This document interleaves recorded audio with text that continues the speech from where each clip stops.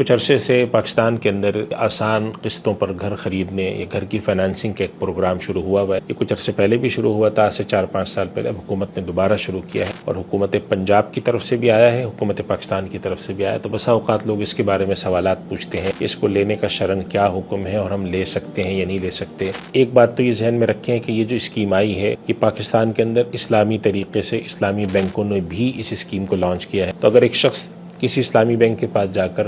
اس طریقے کے تحت فائنانسنگ لینا چاہتا ہے تو شرعاً وہ جائز ہے. اسلامک بینک اپنے طریقے کے مطابق پوری تفصیلات اپنے شریعہ بورڈ کے پاس لے جاتے ہیں. شریعہ بورڈ کے اندر جو علماء کرام ہیں وہ اس کا جائزہ لیتے ہیں اور پھر اس کی منظوری دیتے ہیں. لہذا پاکستان کے اندر جو اسکیم آئی ہیں وہ جو بالخصوص اسلامی بینک یا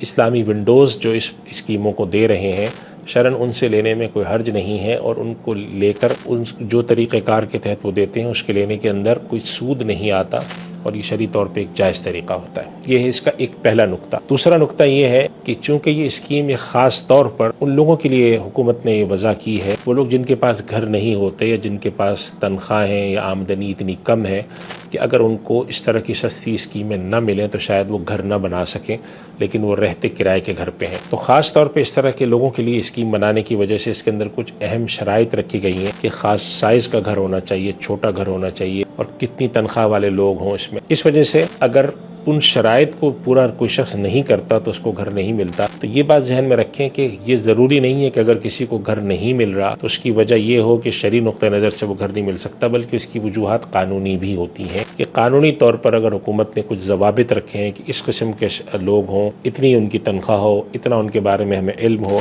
ایسا گھر ہو تو ہم ان کو فائنانسنگ دیں گے. اس وجہ سے ان قانونی تقاضوں کو پورا کر کے یہ فائنانسنگ لینا یہ بذات خود ایک اہم کام ہے، لہذا اس کی طرف متوجہ ہونا چاہیے. اگر کسی شخص کو یہ لگتا ہے کہ میں اس اسکیم کے تحت گھر لے سکتا ہوں تو اس کو بالکل لینا چاہیے. تیسری بات اس کے اندر جو سمجھنی ہے کہ کیا اس طرح کی اسکیموں کو لینا مناسب ہے اور ان کو لینا چاہیے، اور اس کے اندر ہمارے پاس طریقہ کار کیا ہو. ہمارے اکثر حضرات ان کی رائے یہ ہے کہ ایسی اسکیمیں چونکہ اس کی افادیت بہت ہوتی ہے، اور ہمارے یہاں لوگ کرائے کے اوپر رہتے ہوئے مدتوں کرایہ دیتے رہتے ہیں، اور لاکھوں روپے کا کچھ سال بعد آپ حساب کریں کہ اگر وہ تھوڑا سا بھی زیادہ کرایہ دے رہا ہو، مثلا 40-50 ہزار روپے کرایہ دے رہا ہو، تو سال کے اندر وہ 5-6 لاکھ روپے صرف کرایے کی مد میں دے رہا ہوتا ہے. 10 سال میں وہ 50-60 لاکھ بنتے ہیں، لیکن ملکیت میں کچھ نہیں آتا. اس وجہ سے اگر انسان اپنی کچھ رقم پسنداز کر کے شرعی نقطہ نظر سے ایک جائز اسکیم میں داخل ہوتا ہے اور اس کے ذریعے وہ گھر حاصل کرتا ہے تو یہ ایک اچھا قدم ہے. جس قسم کے حالات ہیں کہ جس کے اندر انسان کے لیے پاکستان کے اندر خاص طور پہ بڑے شہر ہیں، کراچی، لاہور، اسلام آباد، کوئٹہ